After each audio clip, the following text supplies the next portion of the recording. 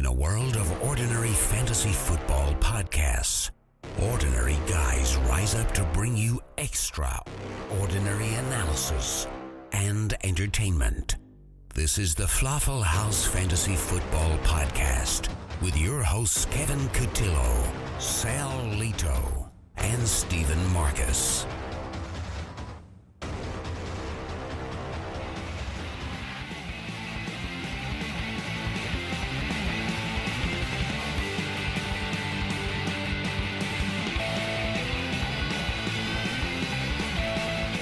Good morning, good afternoon, and good evening. Today is Thursday, December 1st, and this is the FLAFFL House Fantasy Football Podcast.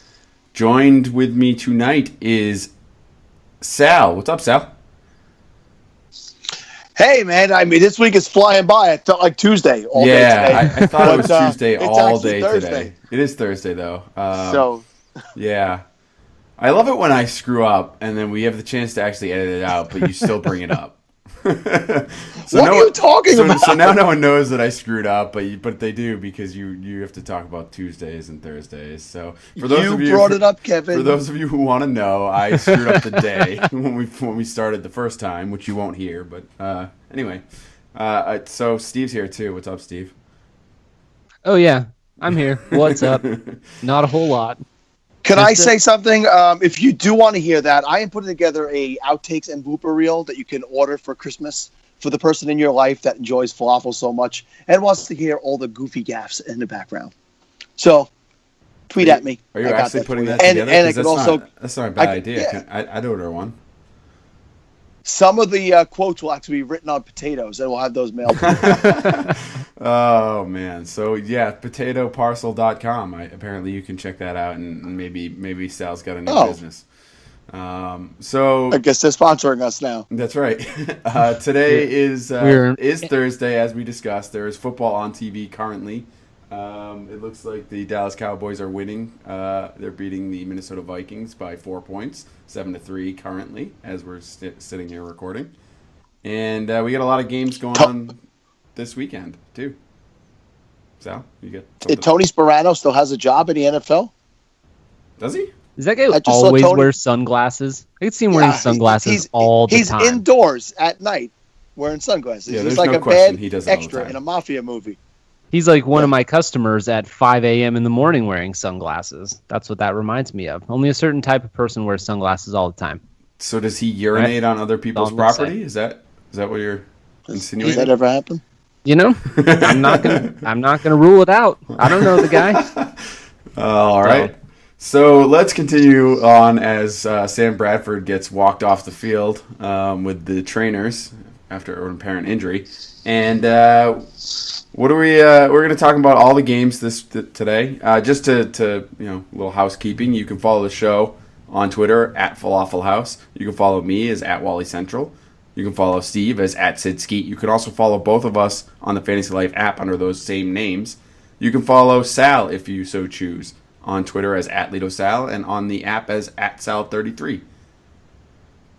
And I just want to throw in there really quick, if you're listening to this on Friday, December 2nd, and it is sometime during the day, download the Fantasy Life app as Falafel House is taking over the main page, and we are running things for 5 hours from 12 p.m. to 5 p.m. Eastern tomorrow. We are going to be running the main page, so download the app, jump on there, and check it out. It's going to be a lot of fun. And now I have to rewrite my finishing thought. You got to get that in the beginning, Sal. Some people might turn it off by then. All right? Are you saying we talk for too long?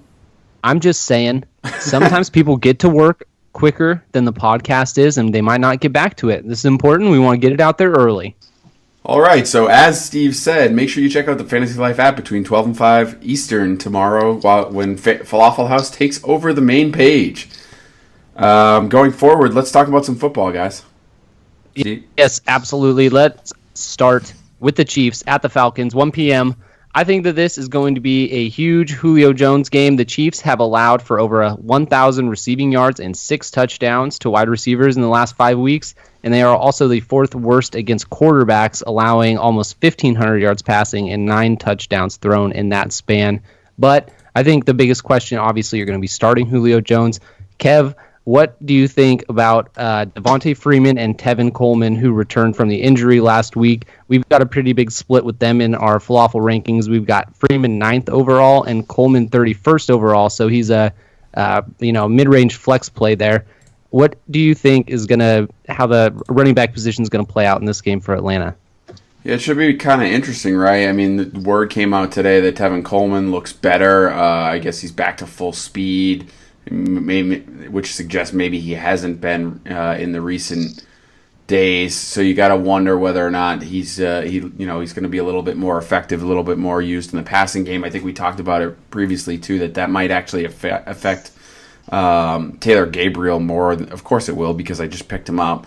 But so I don't know how much of an impact it'll have on Devontae Freeman. Obviously, both of these guys were very effective at the same time when both of them were getting things going. And you remember them going into Denver and just using the running back screen game to perfection against a very difficult defense. So you got to figure things like that are going to happen again. Kansas City comes in, giving up 16.6 points a game to fantasy running backs. So pretty middle of the line defense against running backs. So you got to figure they can make things happen here. I like both of them. I think you can get them both in your starting lineup and be fine.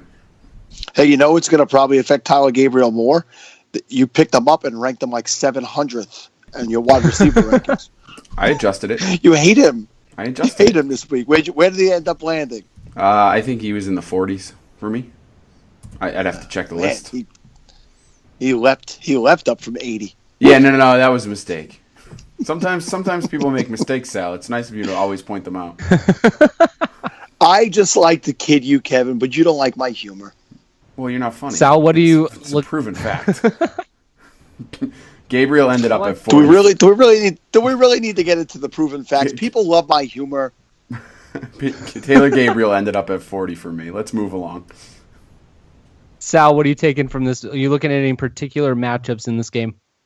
Yeah, I think this will be a nice Spencer Ware game. I think that he needs to get it going. He really hasn't taken the reins like I had hoped he would. He's obviously the clear-cut number one back in that backfield, but he really hasn't had that big game since the first couple of weeks that his owners are really hoping for. So I think that this is a spot where there's going to be a lot of points scored both ways in this game. So I'm hoping to see that. And since I've gotten Kelsey recently, I think a lot of Kelsey.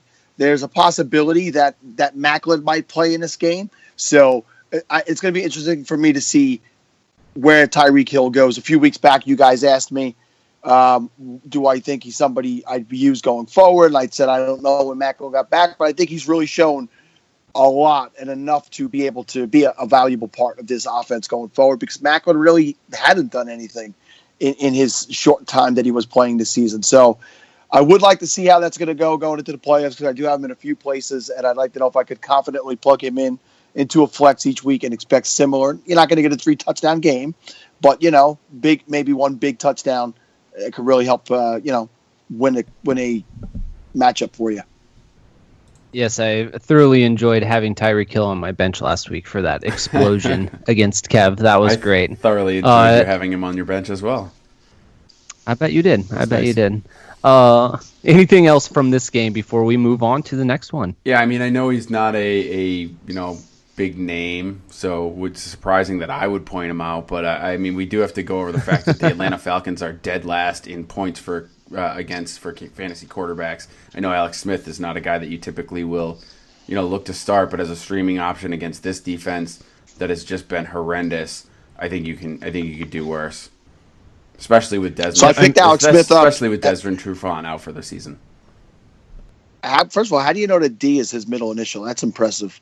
I picked him up in FLAFFL, and I got the little update alert today that he's scheduled to score more points than Eli Manning this week. So for giggles, Kev, I might slot him in just to have a little fun, since I said never, ever, ever play Alex Smith in your lineup. Ever.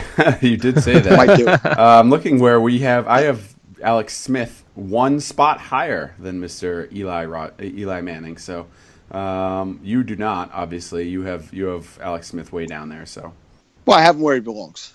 Oh. Sorry, I always forget that your rankings are the only ones that matter.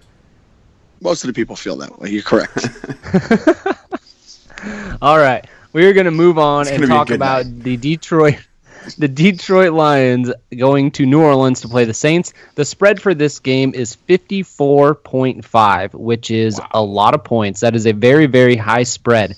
But I'm going to read you guys really quick the defensive stats for each of these teams in the last 5 weeks. The points allowed from the Lions to wide receivers, they are the best. They've allowed the least amount of points, only 461 yards and 2 touchdowns. They are the best against quarterbacks, only allowing 885 yards, 4 touchdowns, and 4 interceptions. And they are the 10th best against running backs. And the Saints, who are typically a defense that you can push over, everyone likes seeing the Saints in their lineup. In the last 5 weeks, they are the 11th best team against wide receivers, the 9th best against running backs, and the 10th best against quarterbacks. So, do these defensive statistics scare you away from starting anyone in this game, Sal, knowing that these defenses have actually been very, very solid in the last few weeks in the season? Nope, not at all. I'm starting him if I got him. If I'm over on the Detroit side, I am starting Matt Stafford. I have to make this choice this week, Matt Stafford or Andrew Luck. I am starting Stafford over Luck, and Luck has a good matchup against the Jets. I would get Golden Tate in my lineup. I would get Anquan Bolden in my lineup. I would get Ebron and Riddick in my lineup. I don't think I'm trusting Jones at this point. And over on New Orleans side, I'm getting everybody in as well, including Kobe Fleener this week, because we know that Detroit has been pretty awful against tight ends throughout the entire season. So, no, I'm not concerned about this. And well, of course, we've said this plenty of times about shootouts, but I think this one comes to fruition. It's in New Orleans, correct? Correct. Yes, it is. Yeah, it's gonna be a gun show. The gun show, eh? So I guess my question for you guys is this then. What about Mark Ingram? Obviously he's not practicing, missed a couple of days of practice this week, but it looks like he's going to play. Had a big week last week. Are you guys rolling him out there, or you think this is all passing all the time this week? I think that Mark Ingram has been used enough in the past game that he's still a starter. I mean, we've got him ranked 13th overall. Me and Sal have got him as an RB1. You've got him at 13, Kev. So you basically have him as an RB1. I think that with the amount of offense we project there to be in this game, I think there's enough to go around. I think that him and Hightower will probably be very serviceable for this week. The only thing you have to be concerned with is Detroit doesn't give up a lot of touchdowns to running backs. They've given up 2 rushing and 2 receiving the entire season. But I think he'll carry on a yardage, and in the PPR scenario, you'll get points there as well. So I'm playing him coming off of the week that he had, and he's been. I think we said it a few weeks back that he's going to have learned his lesson and come back out. And he's shown that, barring injury, he's shown that he's ready to really grab that position and go forward with it. So he's in my lineups for sure. Fair enough. All right. Anything else from this one? It's kind of start everybody. Everyone kind of feel the same about that? Not Marvin Jones. Not Marvin Jones. I think you can even start. It's interesting, Sal, because I think it might be, I guess I would, if you've had Marvin Jones this whole time and you've been, and you, depending on your options, obviously, I wouldn't, rank him that high, but this could be a breakout game for him, right? I think it is the last chance, obviously. If he does nothing in this game, you can get rid of him if you haven't already, but I wouldn't be opposed to taking a flyer on him this week. I think Bolden has buried him. I don't think so. I think they play different positions, to be quite honest with you. I think Bolden's I understand Bolden did a lot of tight end. Yeah, he did a lot of tight end style work, which is what caused Ebron points the other day. But I just think that he's a more trustworthy option, and Stafford's comfortable with him. So regardless of where he's lined up, I just feel like Stafford's looking for him. Well, we'll see what like I said, we'll see what happens over against a terrible defense. I wouldn't mind rolling him out there, but again, if he sucks, then that's it. You can get rid of him. If he sucks, don't drop him. All right, we are going to move on. Kev, I'm sorry we have to talk about this. We're going to talk about the Los Angeles Rams traveling all the way across the country to New England to face the now Rob Gronkowski-less New England Patriots. Came out today that he is going to be having back surgery. He's had a herniated disc, I believe, or a ruptured disc, something with his disc. Ruptured disc. Not good. Yeah. Yeah. Yeah, you need your discs.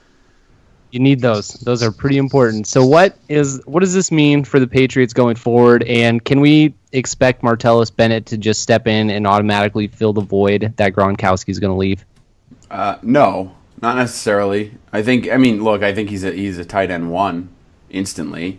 So I think that but the offense is going to be different. It's what the Patriots do. They don't. They're gonna change it up a little bit. They're gonna feature other guys a little bit.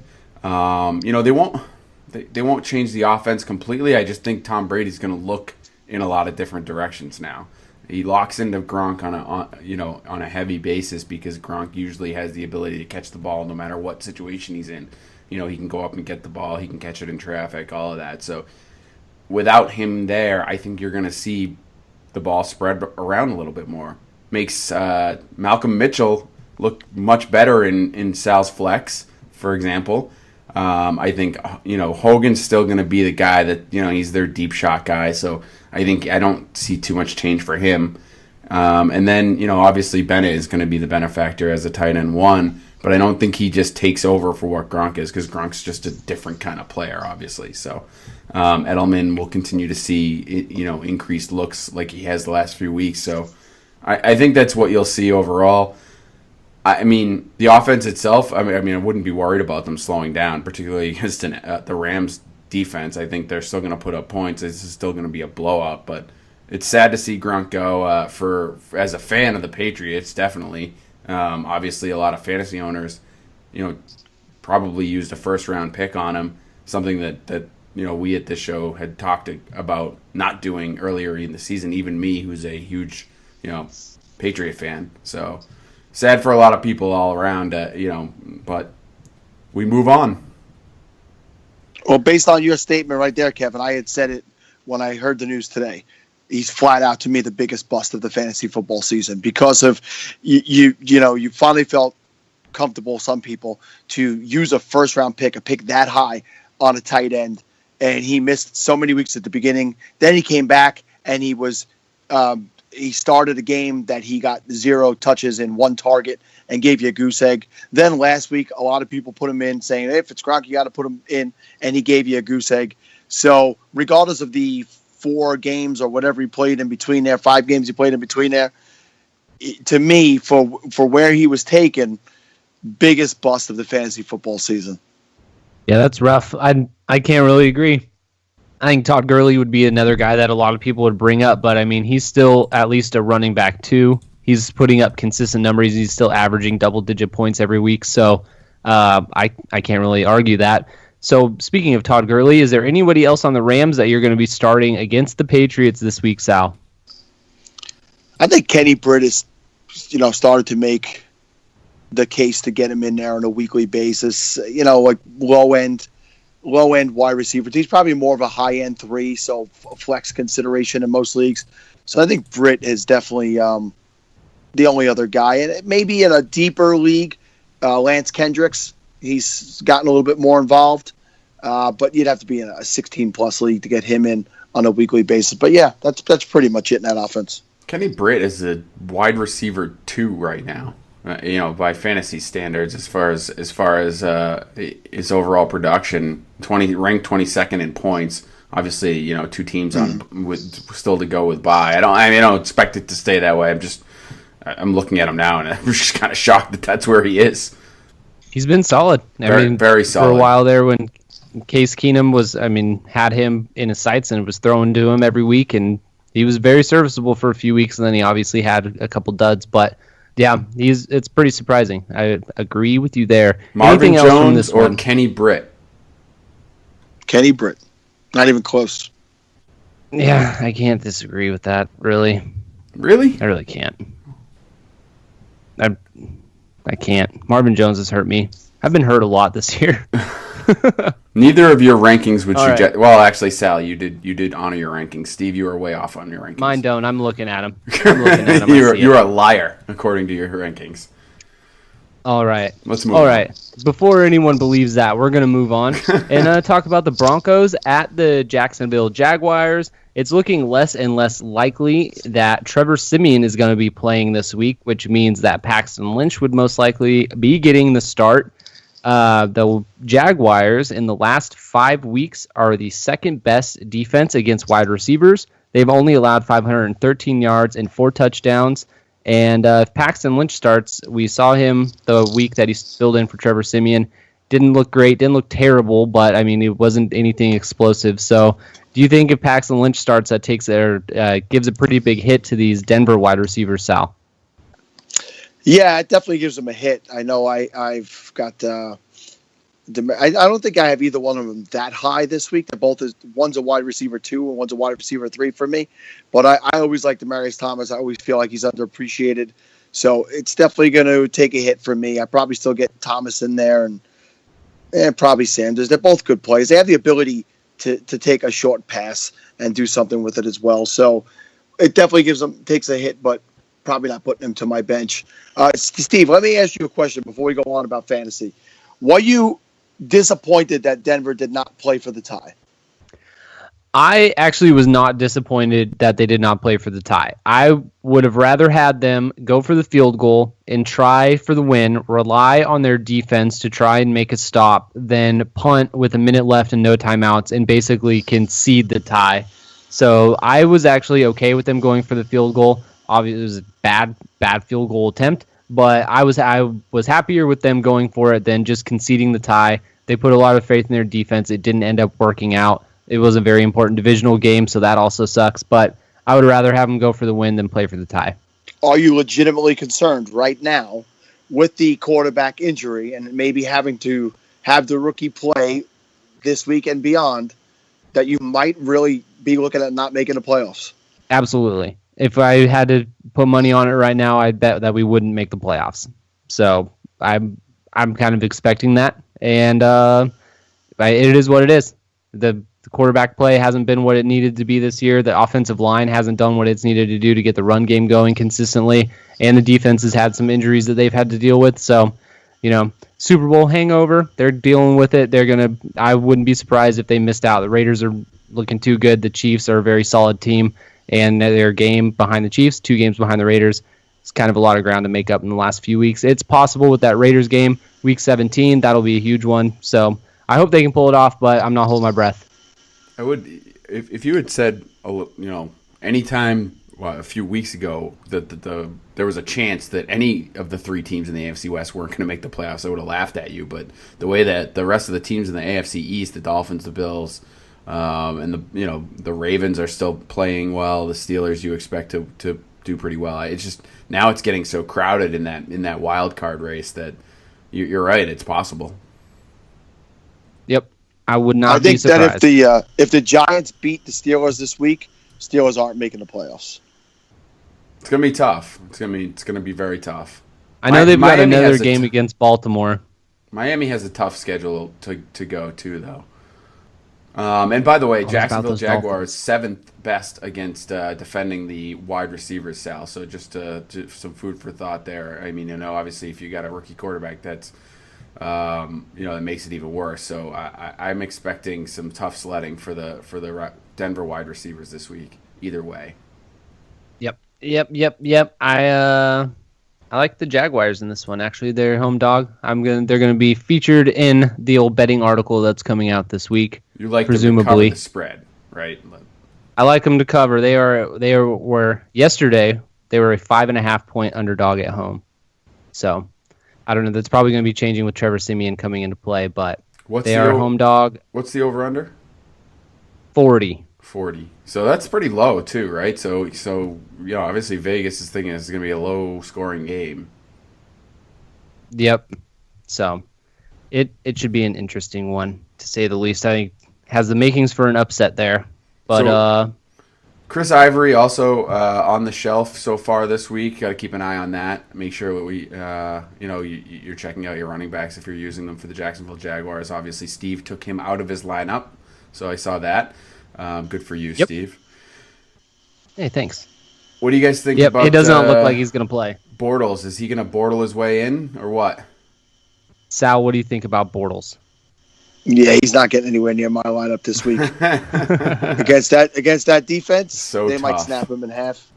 They could. Yeah, I can't even give you one possible scenario where I would put Bortles in. Yeah, it's not going to be maybe over Steve Smith. I mean over Alex Smith. It's not going to be his typical type of game where there's going to be junk time either, because I don't expect Denver to really pull away, particularly if Paxton Lynch is playing. So I think you're going to see a close game here, and that's gonna limit his ability to really hit on his junk time, which is kind of his trademark at this point.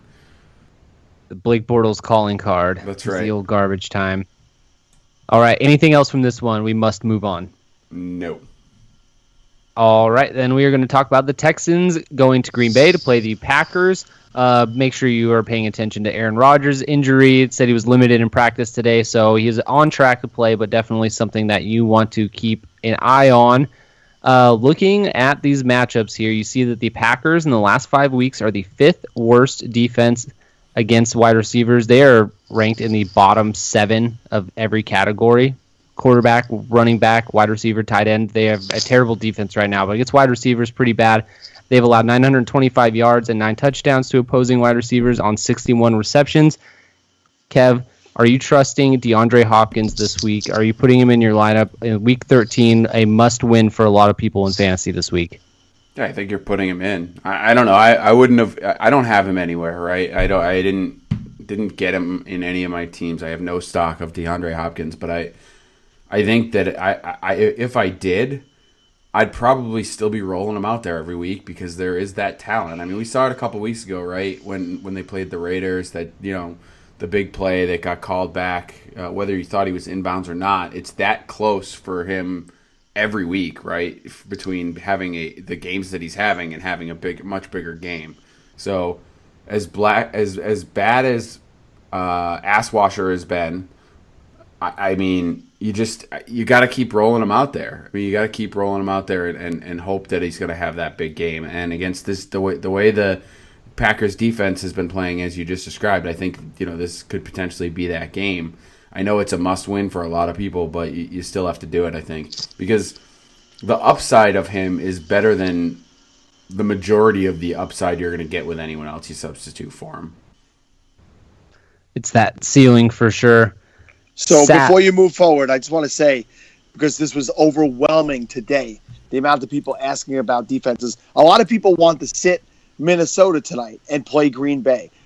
I cannot tell you how many people came in today talking about Green Bay, and even Cheesy. Green Bay is my streamer defense of the week. I don't care that they're playing Houston and Asswasher. This defense is a dumpster fire. They had one good game against a rookie quarterback who has been trending downward for weeks.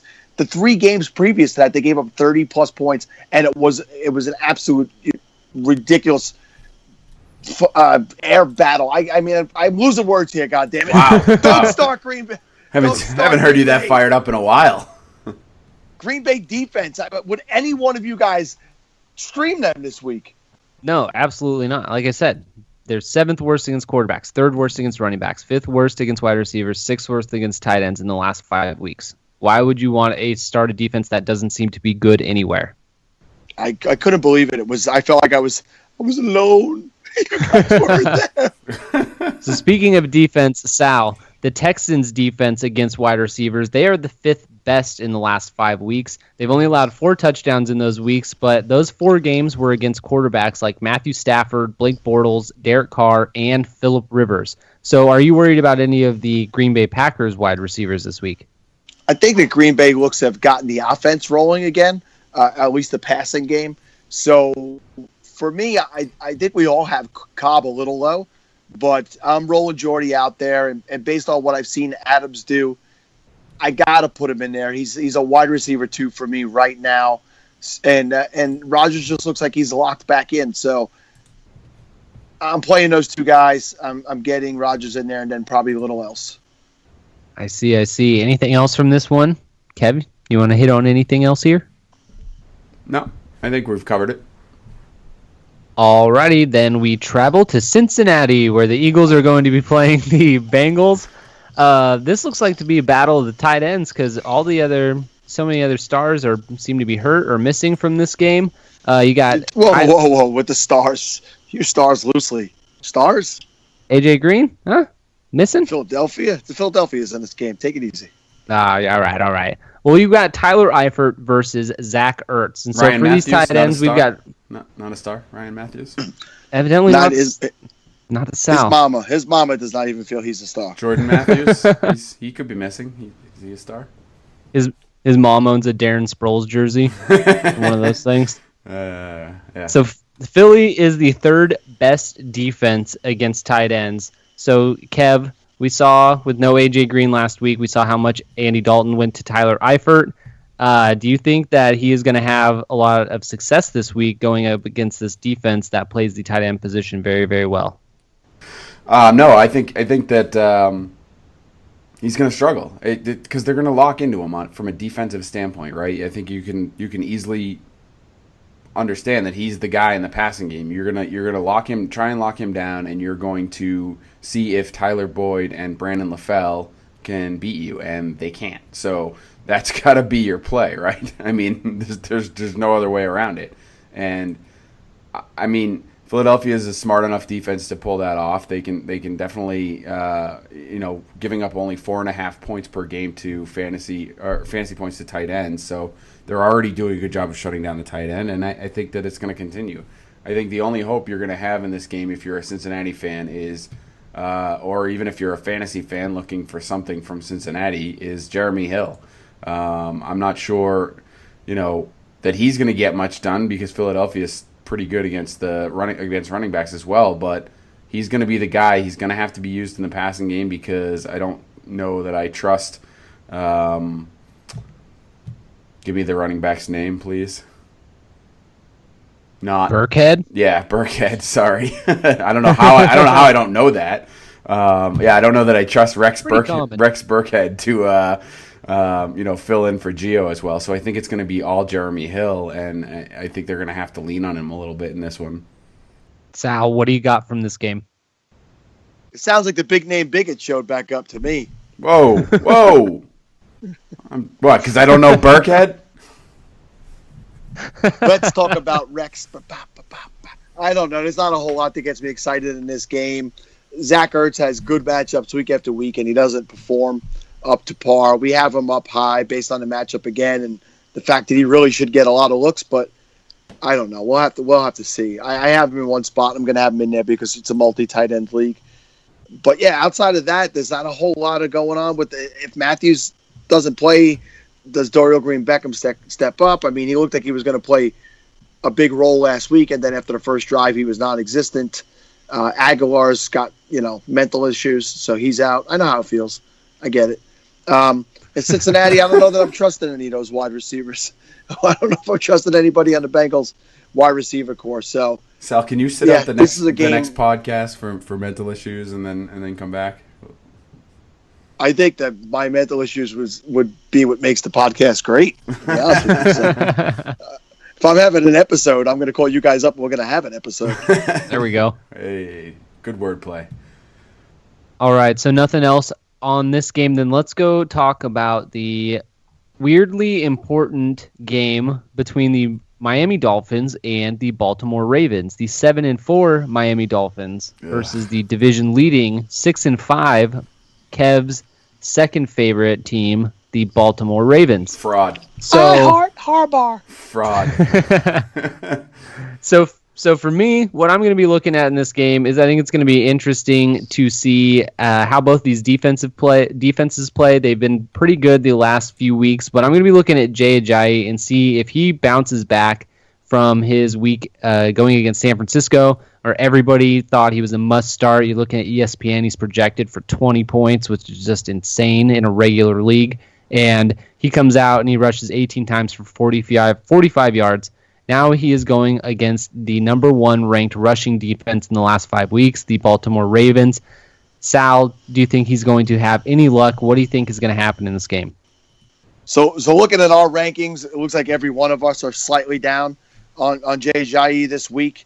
He's an RB2 for all of us, but based on what he's done in recent weeks, you usually expect him to be at least a high-end RB2, and more likely an RB1. So, yeah, I'm gonna get him in my lineup this week, but I don't know that he's gonna have a lot of success against a run defense that's just been really, really stout.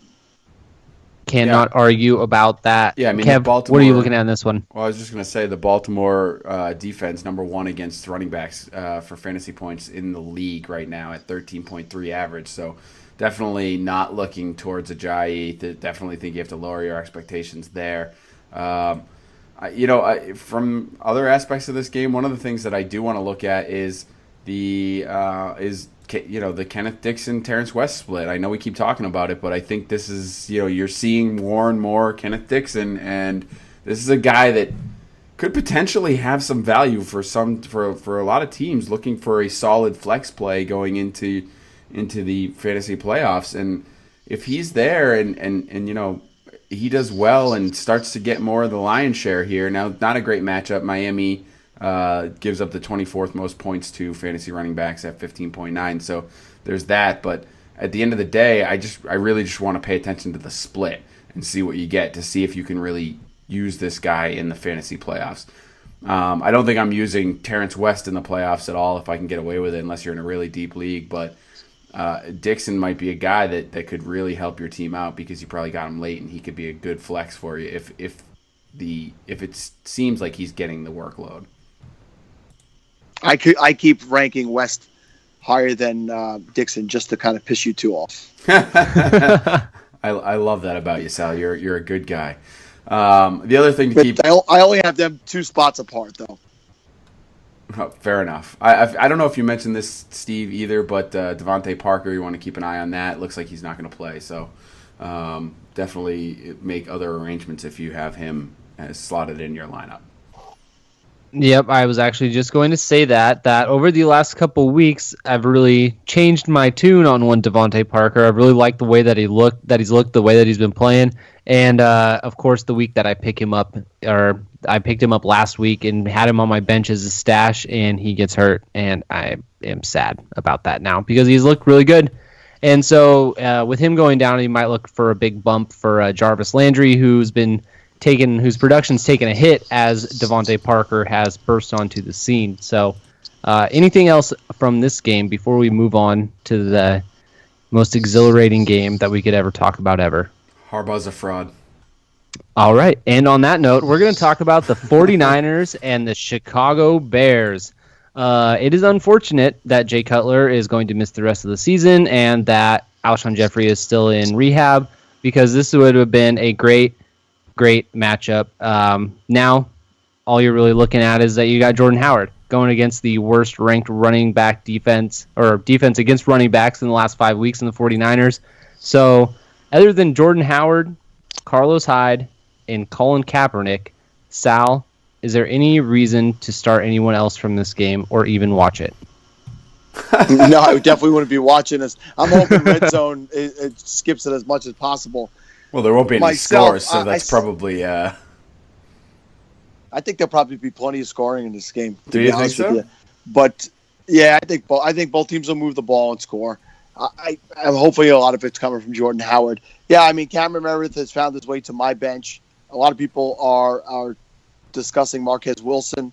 I don't think that he's a guy I'm starting this week. I'd like to see how that's going to shake out going into the playoffs. If I'm desperate and I need to use one of those guys, I'm going to wait a week to see if the targets continue going Wilson's way. And I know it was 11-9 last week with him and Meredith, but it's got the makings of, it could be anybody on any given week. So there's no tight end to talk about in Chicago any longer. So, yeah, I mean, I think you named the only guys that are viable in these offenses, Steve. So beyond that, I'm not looking for much else. What about Vance McDonald? I like Vance McDonald, and he's been good. He's a guy we discussed on my little trust or bust game. But, there's a dozen plus guys I would go with ahead of him this week. So. Fair enough. Kev, do you have anything to add to this, like I said, exhilarating matchup? Yeah, I mean, it's sad that there are no wide receivers that actually play for the 49ers because the Bears are terrible against wide receivers. Give up the 5th most fantasy points to wide receivers. So it's just sad that there's not one that plays. Obviously, we've talked a lot about Colin Kaepernick in the last show. We all have him higher this week. I think he's 15th overall in our rankings. I have him at 11. You guys have him Sal has him 15. You have him at 16, Steve. So he's a guy that has been an interesting streamer. Has had if you're looking to chase points, there's no better quarterback to do it with right now than him. So I think he's a guy. While there are no wide receivers in San Francisco, he's somehow throwing the ball to someone. So I think you could do worse than Colin Kaepernick this week. So you absolutely can. That is a great point indeed. All right, let us talk about the Buffalo Bills going to Oakland to play the Raiders. We've got Latavius Murray ranked as a running back too. He's ranked 16th overall because all 3 of us had him ranked 16th. But the Bills, they have allowed the 3rd least amount of yards to running backs in the last 5 weeks with only 251 and only 89 yards receiving.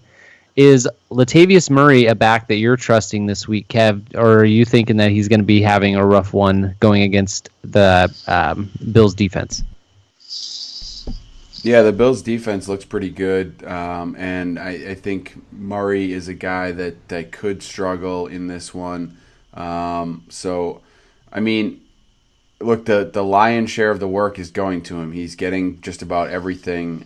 So, all the carries. There's really no competition for him anymore.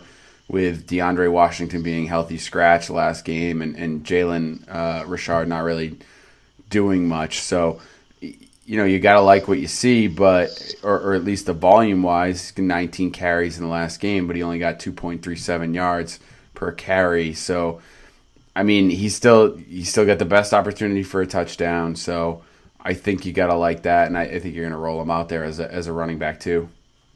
All right, I'm going to ask you guys a little would you rather for Latavius Murray with some wide receivers that you might have that you could start ahead of him. So, Sal, we will start with you. Are you going to start Latavius Murray or Jamison Crowder this week?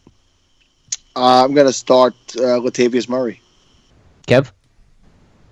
Yeah, probably Murray. It's close, though. All right, are you going to Latavius Murray or Michael Crabtree? Kev? Crabtree for me. I will agree. Always the Crabs. All right, then Sal, Latavius Murray or Golden Tate? Murray. Ooh, that's really hard because New Orleans is really bad. I'm going to go with Tate. All right, and I will do one last one. Are you going to do Latavius Murray or Michael Thomas? Michael Thomas, no question. Yeah, I have Michael Thomas ranked ahead of Cooks this week, and I think I have him ranked as a wide receiver 1. You do? You have him ranked 11th overall. Yeah, so... Crazy. That is all crazy. Right, so that's good. I don't know how it's crazy. No, it's not that crazy. It's just crazy to see, I guess. It's just a little shocking, that's all. A little shock value. Shocking.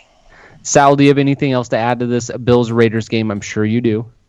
Yeah, I'm excited to see my team play, but I'm also a little worried this could be the type of game that, I don't want to say a trap game because the Bills have played well, but it could be a team that they're looking past with a couple of division matchups coming up. So I just hope they stay focused and continue to play well, and hopefully Derek Carr is not affected by the finger injury. Yeah, I think. Kev, anything else from you? I think for me, you gotta look at the Buffalo side of the ball. Sammy Watkins didn't practice yesterday, was back at practice today. It looks like he's going to play, and they better hope so because there's no one else there that can catch the ball as well. Robert Woods won't be playing. Marcus Goodwin won't be playing. So I think you really got to look at Watkins and McCoy. I think the offense is going to run right through him this week. So if you have those guys, you should be getting them in your lineups. I'm not sure if Tyrod Taylor is a guy you really want to start, even though the Raiders defense, is one that is susceptible to quarterbacks. They give up the 6th most fantasy points to quarterbacks. So I think that typically it would be a great matchup, but with no one to throw the ball to, you really just don't know what you're going to get out of that. But I mean, again, LaShawn McCoy and Sammy Watkins great plays this week in my mind. Yep. I cannot disagree with them. I'm starting them where I have them in this all-important Week 13. Okay, we will move on to the New York Giants playing against the Pittsburgh Steelers. We talked about them the other night, but do we think that this is the game where Ladarius Green really comes on and makes his name known as part of the Steelers offense going against the Giants, who have allowed only one touchdown to tight ends in their last 4 games, but they've given up 359 yards. So they are the 5th worst team against tight ends in the last 5 weeks. Kev, we'll start with you since you and I have touted Ladarius Green. Do you think that he really comes on this week? Do you think he takes that next step and shows everybody what we've known, the talent that he's possessed all along? Well, I think we agreed that it would be next week when Sal plays me in the playoffs and can use him against me, right? Isn't that where we thought? Oh, yes, that's right. Well, it can be a continuation. Fair enough, yeah. So maybe it I want him to get revved up. Let him get revved up this week. We'll get him revved up, and he'll be ready to go. I mean, yeah, I think that this is the week that you'll start to see him. He obviously had some good catches last week. What do we have, 65 yards or something along those lines, and looked good.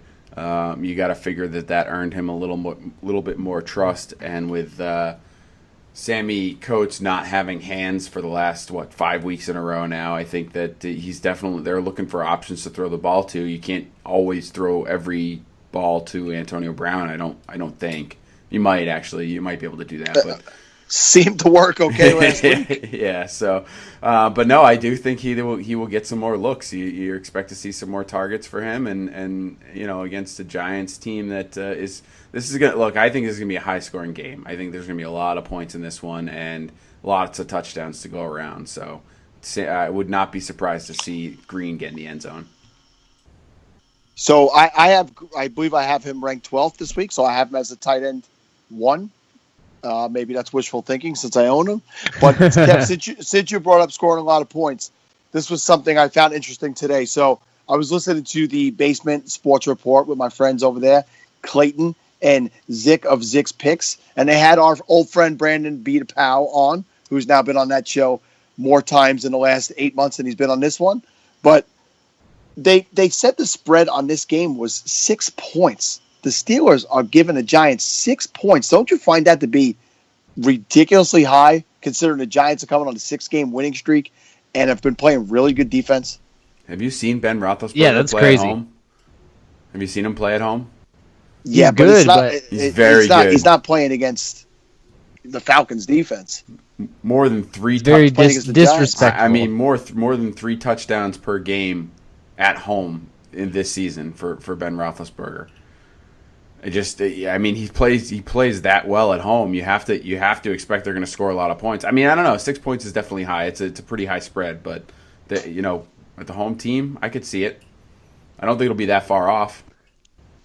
I think your love for the Steelers and Ben Roethlisberger as a Patriot fan is disturbing. No, I hate the Steelers but their offense is legit. I mean, you can't argue with that, especially when they're playing at home. Find me anything. Giants win this game outright. What can we say? Kev owns the stack somewhere, and the love goes from there. I think that is a big spread. It is.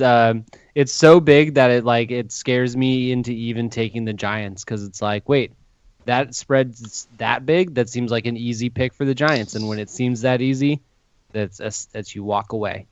I did think the same things that, Steve. How do you guys feel about Rashad Jennings in this game? The Steelers have not defended the run well. Is this a guy that we could count on as an RB2 this week?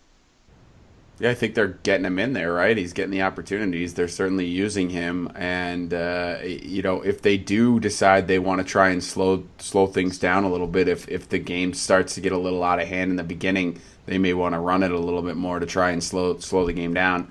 It's an option for them. It's been a decent one. It's been working. So, yeah, the Steelers are good at defending the pass, which is why I said I might slip Alex Smith into my lineup this week, because I don't have a whole lot to play for. I'm already in the playoffs in FLAFFL, and I got a pretty sizable advantage this week, so I might just throw him in there. But what do we think about Sterling Shepard? So a good friend of mine, he's a huge Giants fan. He doesn't play a lot of fantasy football. He's played off and on a few times, and he's playing this year. And he reached out to me and he asked me who he should start this week from these 3 wide receivers. And he really wants to start Shepard, but it was Shepard, Kelvin Benjamin, and DeAndre Hopkins. And I told him my pick was DeAndre Hopkins from those 3. Do you guys see a scenario where you would start Shepard over either one of those 2? No, I don't. And I love Sterling Shepard. That's Lover Boy talking.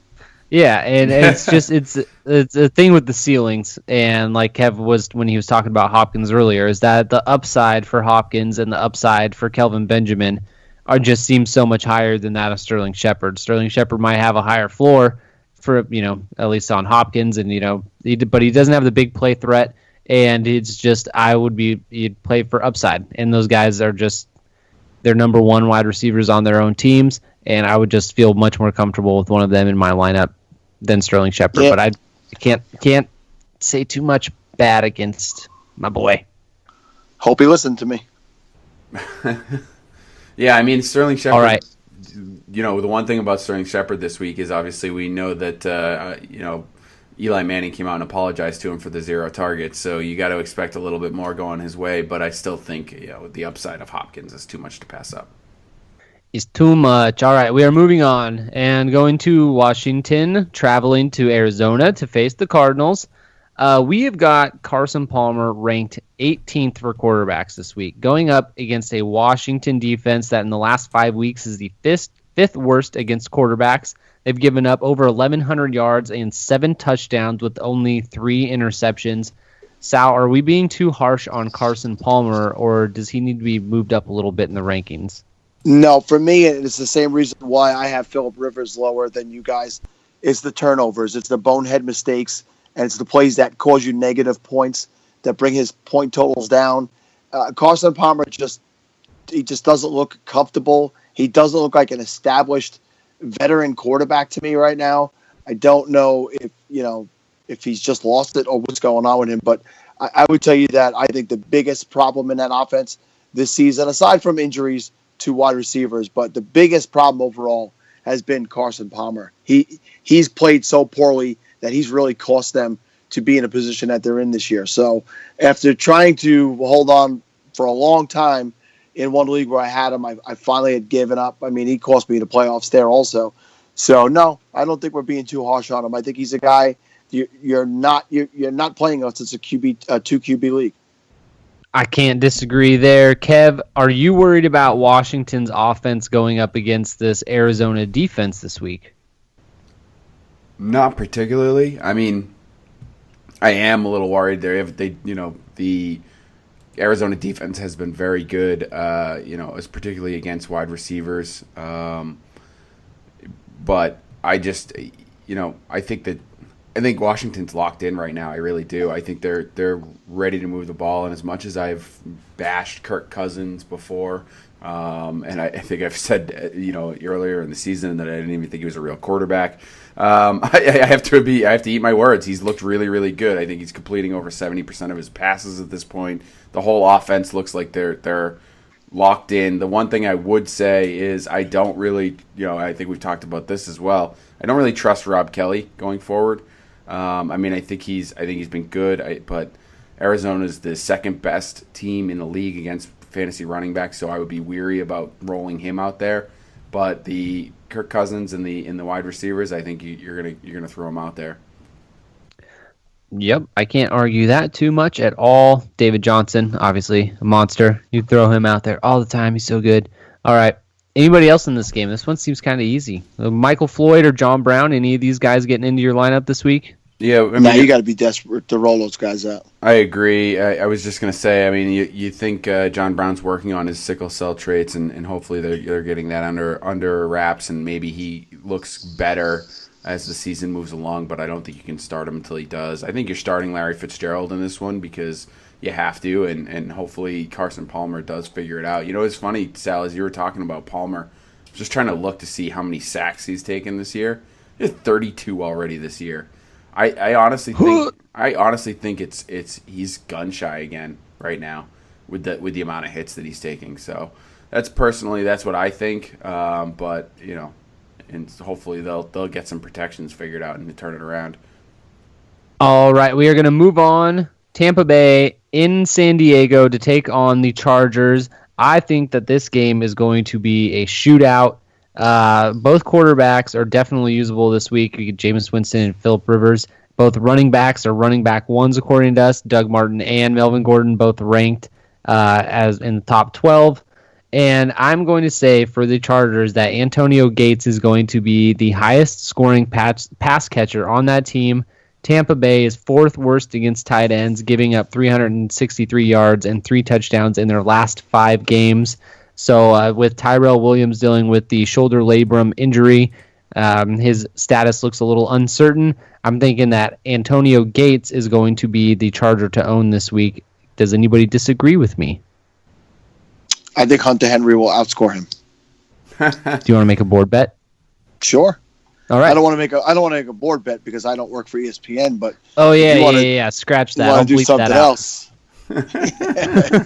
Listen, we love the 06010. We know we attribute them for us getting us started, and we're big fans. So no harm in that. But I don't want to get sued either. Yes, I agree. That would be bad. I would hate to have to give them all of my nothing. Yes. That would be terrible. So, from the Bucs side of the ball, Kev, what do you see from that side of the ball?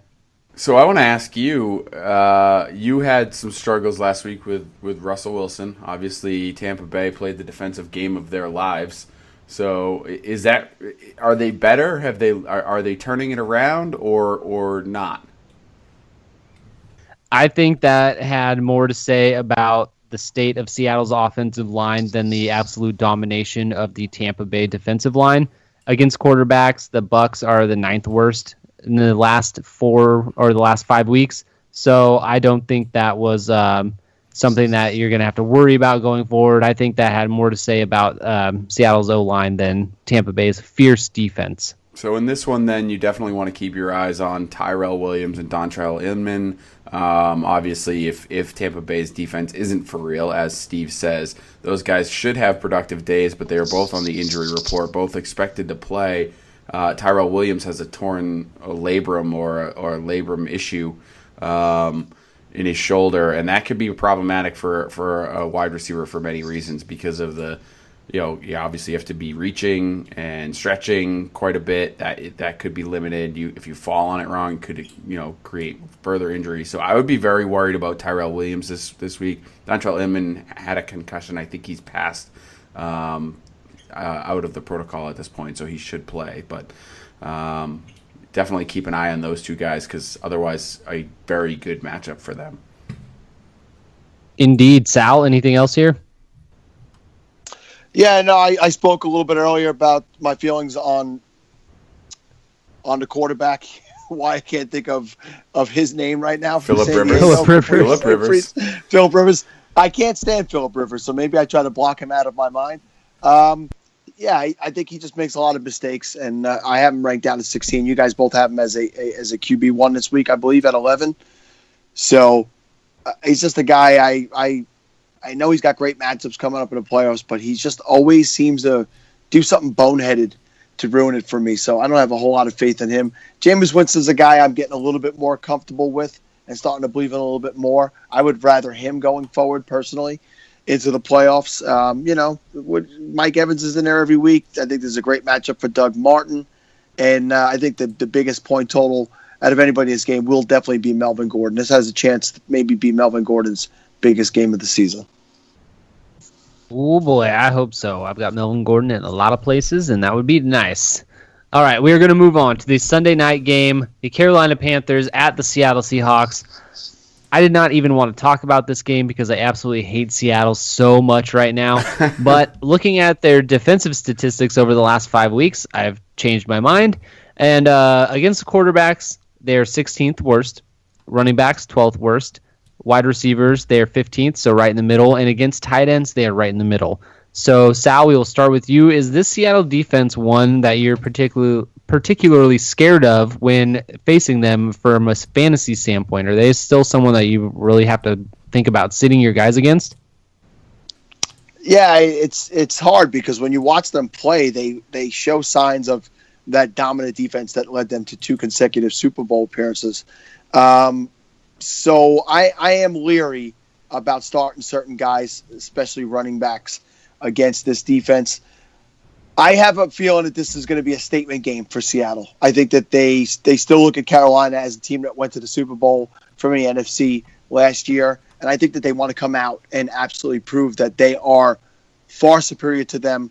I think that this game gets ugly in one direction, and that's for Seattle. I think that they shut Carolina down in all ways. So in this game, definitely, I'm concerned for my Panthers. Interesting, Kev. What do you think? Yeah, I think I agree with Sal on this one. I think the Panthers are going to have a tough time. I really think that, obviously going into CenturyLink Field at any point is a struggle, and the Panthers just have not looked very comfortable overall, this season. So Carolina has the upper hand in the most recent matchups against Seattle. Obviously, they've won the last 2 battles, but I think that Sal's right. I think the defense is really going to step up for Seattle in this one. You could see some limitations for Kelvin Benjamin. I would knock him down a little bit. Seattle's a team that doesn't like when it loses, obviously, like any other team, but they typically come out with a vengeance the next game. A lot of times you don't see them lose 2 in a row very often, particularly when they're back at home. So I would expect the same thing there. I think Carolina's going to struggle. I actually tend to disagree a little bit. The spread in this game are the Panthers +7, so that is much like the Giants and the Steelers. That's a spread that you see. It's kind of big to the point where you kind of would shy away. But I think that the Panthers, they held it together against the Oakland Raiders last week, who is a much better offense and albeit a much worse defense. But they were able to hold it together against them. I think that they're going to be able to keep it somewhat close. But I do agree that starting some position players, especially like your running backs against them, but that makes it a little bit difficult. So I don't think I'm buying all the recent trends. Earl Thomas missed that game last week. I think that had a lot to do with how bad they seemed to look the first few drives against Tampa Bay. So I would agree with you guys and typically do a slight step away. I would All right, anything else from this one? Yeah, I would also limit your expectations for the Seattle running game too. Thomas Rawls is obviously the guy in that situation at this point with no one else being healthy. But Carolina's been pretty good against the run, so I would they're 29th in fantasy points against for running backs, only giving up 15 points per game. So I would definitely limit your expectations for Rawls this week. I think the beneficiary of that will be Doug Baldwin. I have him pretty high this week. I have him as my 6th overall wide receiver. You guys have him as a 1, but a low end 1. Do you guys think that this could be a huge Doug Baldwin game? I think it's got the potential. I mean, Doug Baldwin could catch one of those Ted Ginn passes that, he could catch one of those deep balls and get off against the Carolina secondary, and I don't know if the offense is clicking as much to allow that type of thing to happen, and I can't trust the offense that much. I haven't seen it since that Doug Baldwin. He's had one game.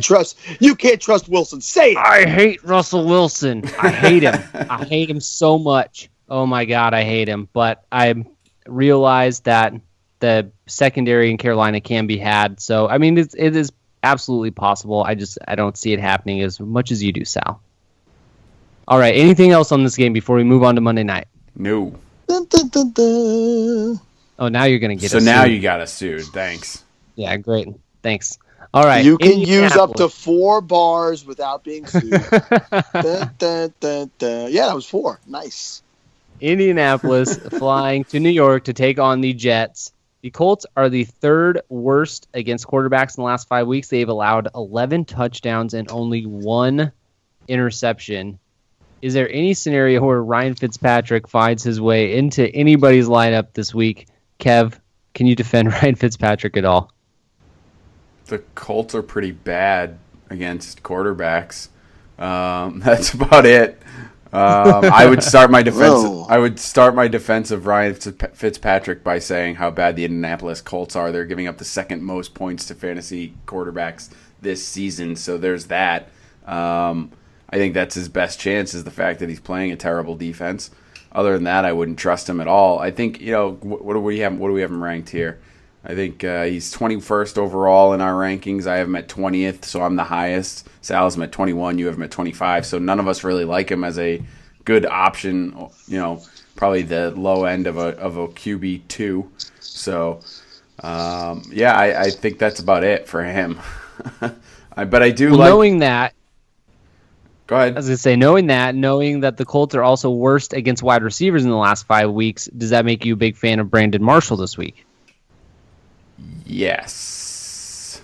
Yeah, I mean, as much as you can be a fan, as much as you can be a fan of Brandon Marshall right now. I mean, look, he's had a good game last week, but the rest of the season's been pretty terrible. I have him at 5th overall, so clearly I'm pretty high on him.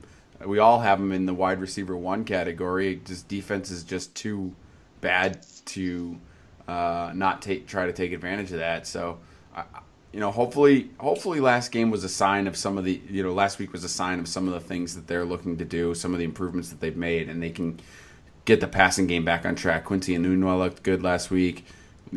Fitzpatrick was serviceable, and Brandon Marshall had a good game. So, Sal, what are you looking at in this game? Yeah, we've discussed it before. You can have a quarterback have a bad game and still have a wide receiver that has a good game. So I definitely see that happening here. We all have Enunwa as a probably in a flex consideration. So I think that there ends up being points put up both ways for these teams.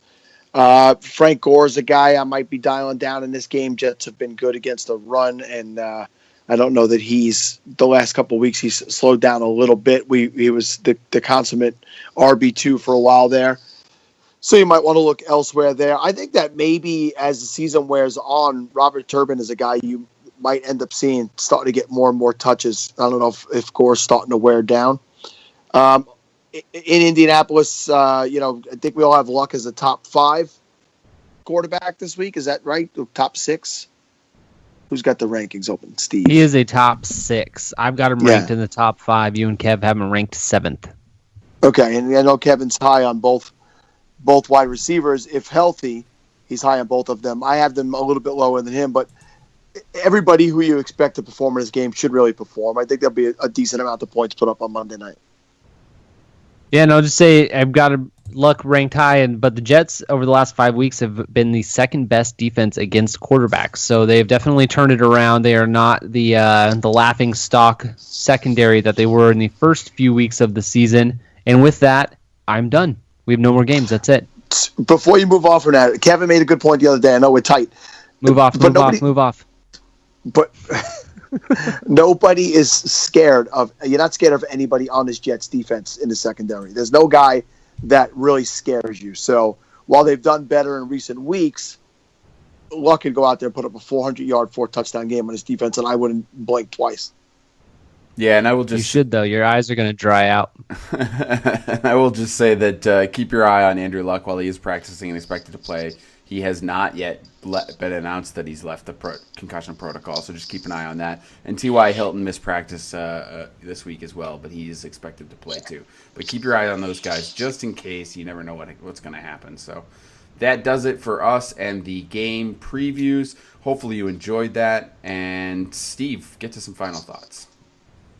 Alrighty, thank you guys for hanging out in the Falafel House today. You can check us out on Twitter at Falafel House, like our page on Facebook, and look for us on Instagram. You just search Falafel House on both of those sites there. And then you can also find our website, falafelhouse.com, where you can get daily fantasy articles covering all kinds of things like DFS, weekly, daily previews, game previews, betting stuff, all kinds of good stuff. So falafelhouse.com, just go on the internet, search for Falafel. Sal.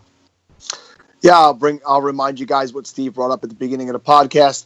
Falafel is taking over the main page on the Fantasy Life app tomorrow from 12 noon to 5 p.m. in the East.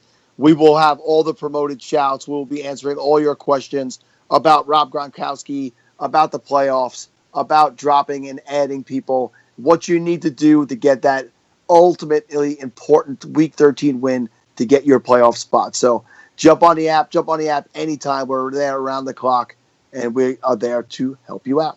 Kevin. All right. I just want to thank everyone for listening as well, and remind everyone that we love reviews. If you go to iTunes or wherever you get your podcast and review us, we would certainly appreciate it. Hopefully you enjoyed this episode of the Falafel House Fantasy Football Podcast. We will be back on Sunday night for us, which will be Monday morning for you, to discuss all of this weekend's action. And until then, Steve, hit the button.